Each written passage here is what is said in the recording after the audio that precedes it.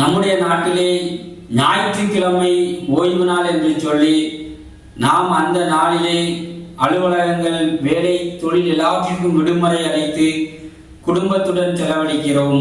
கிறிஸ்தவர்களாகிய நாம் தேவனுடைய ஆலயத்திற்கும் செல்லுகிறோம். தேவனுடைய காரியங்களிலும் நாம் அன்று ஈடுபடுகிறோம். ஒரு சில குறிப்பிட்டவர்கள், குறிப்பாக செவன்த் டே அட்வென்டிஸ்ட் என்று 7ஆம் நாள் திருச்சபையினர் என்று கிறிஸ்தவத்திலே ஒரு பிரிவினர் இருக்கிறார்கள். அவர்கள் கூறுகிறார்கள், ஞாயிற்றுக்கிழமை இல்லை, கிழமை கிடையாது, சனிக்கிழமைதான் வேதத்தின்படி ஓய்வு நாள் என்று அவர்கள் கூறுகிறார்கள்.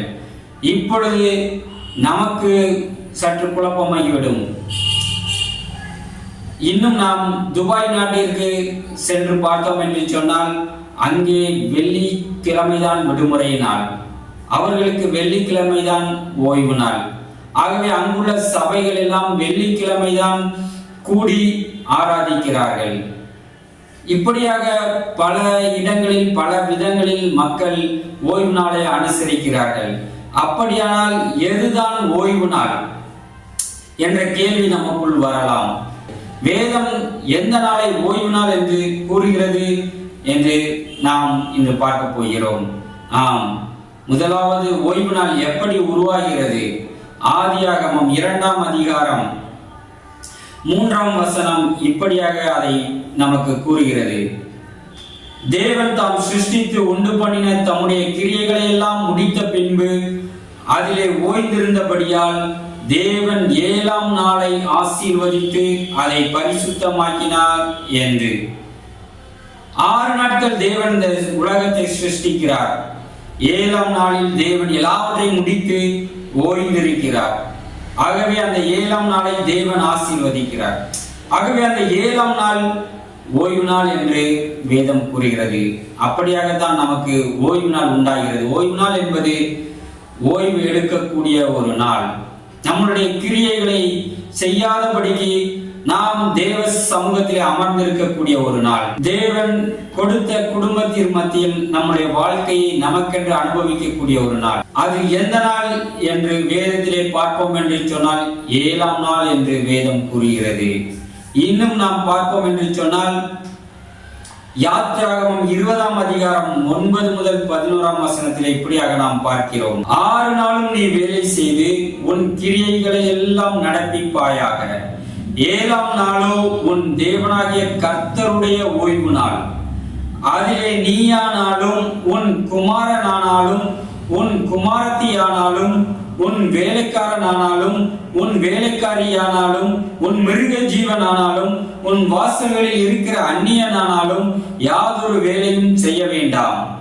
கர்த்தர் 6 நாளைக்குள்ளே வானத்தையும் பூமியையும் சமுத்திரத்தையும் அவைகளுள்ள எல்லாவற்றையும் உண்டாக்கி 7ஆம் நாளிலே ஓய்ந்திருந்தார். ஆகையால் கர்த்தர் ஓய்வு நாளை ஆசீர்வதித்து அதை பரிசுத்தமாக்கினார் என்று நாம் பார்க்கிறோம். 6 நாட்கள் வேலை செய்கிறோம். அந்த 6 நாட்களுக்கு அடுத்து வருகிற 7ஆவது நாள் அதை நீ ஓய்வு நாளாக ஆசரிக்க வேண்டும் என்று இஸ்ரவேல் ஜனங்களுக்கு தேவன் கூறுவதை பார்க்கிறோம். இங்கு இஸ்ரவேல் ஜனங்களுக்கு குறிப்பிட்ட இந்த நாளிலே நீ என்னை ஆசரிக்க வர வேண்டும் என்று தேவன் சொல்லவில்லை. 6 நாட்கள் நீ தொடர்ச்சியாக வேலை செய்கிறார். அடுத்து வருகிற அந்த 7ஆம் நாளை நீ பரிசுத்த நாளாக நீ அனுசரித்துக்கொள், ஓய்வு நாளாக அனுசரித்துக்கொள் என்று தேவன் கூறுவதை நாம் பார்க்கிறோம். அந்த நாளை அவர் ஆசீர்வதிப்பதை நாம் பார்க்கிறோம். இன்னும் பார்ப்போம் என்று சொன்னால் உபாகமம் 5ஆம் அதிகாரத்தில் இப்படியாக வாசிக்கிறோம். உபாகமம் 5:12 முதல் 15 வசனங்கள். உன் தேவனாகிய கர்த்தர் உனக்கு கட்டளையிட்டபடியே ஓய்வு நாளை பரிசுத்தமாய் ஆசரிப்பாயாக. 6 நாளும் நீ வேலை செய்து உன் கிரியைகளை எல்லாம் நடப்பிப்பாயாக. 7ஆம் நாளோ உன் தேவனாகிய கர்த்தருடைய ஓய்வு நாள் என்று தேவன் சொல்லுகிறார். 6 நாட்கள் உன் கிரியைகளை எல்லாம் செய்ய. அடுத்து வருகிற 7ஆவது நாட்கள் அதுதான் உனக்கு ஓய்வு நாள் என்று வேதம் கூறுகிறது. எந்த ஒரு குறிப்பிட்ட நாளையும் ஞாயிற்றுக்கிழமை தான் ஓய்வு நாள், சனிக்கிழமை தான் ஓய்வு நாள், வெள்ளிக்கிழமை தான் ஓய்வு நாள் என்று தேவன் எந்த இடத்திலும் சொல்லவில்லை. ஆம் பிரியமானவர்களே, இந்த ஓய்வு நாள் எது என்பதை இப்பொழுது அறிந்து கொண்டு விட்டீர்களா? நமது நாட்டில் திங்கள் முதல் சனிக்கிழமை வரை நாம் வேலை செய்கிறோம். 7ஆம் நாளான ஞாயிற்றுக்கிழமை நாம் ஓய்வு நாளாக அனுசரிக்கிறோம். அதே போல துபாய் போன்ற நாடுகளிலே அவர்கள் சனிக்கிழமை முதல் வியாழக்கிழமை வரை 6 நாட்கள் வேலை செய்கிறார்கள். அடுத்து வருகிற 7ஆம் நாளான வெள்ளிக்கிழமையை அவர்கள் ஓய்வு நாளாக அங்குள்ள கிறிஸ்தவர்கள் அனுசரிக்கிறார்கள்.